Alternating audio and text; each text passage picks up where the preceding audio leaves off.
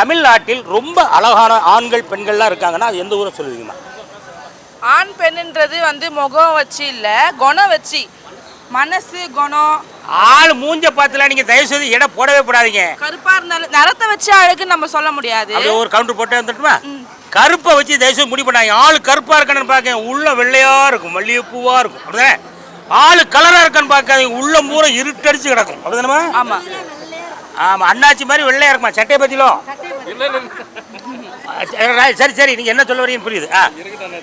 இப்போ பாப்பா உங்கள் பேர் என்ன சொன்னீங்க? அன்பரசி. அன்பரசி சொன்னால் கரெக்டாக இருக்குமியா.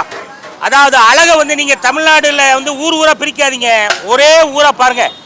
கலரை மட்டும் பார்க்காதீங்க, அப்படிதானே? ஆமாம். சரிம்மா, நீ இருந்தாலும் ஒரு சிலர் சொல்லுவாங்களாம்மா, நான் இன்னைக்கு ஒரு ஊருக்கு போயிருந்தேம்யா, அப்படியே அந்த தூத்துக்குடி பக்கம் போயிருந்தேயா, அப்படியே இந்த பக்கம் சேலம் பக்கம் போயிருந்தேம்யா, அங்கெல்லாம் என்ன அழகாக இருக்காங்க எல்லாரும் அப்படியே சொல்லுவோம்ல.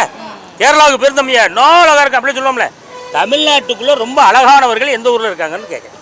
திருத்தணி அந்த மாதிரி ஒரு பக்தியாக கிராமமாக இருக்கிற ஊரில் வந்து பசங்க குணமாக இருப்பாங்களே, அந்த மாதிரி அந்த ஏரியாவில் தான் குணமாக இருக்காங்க.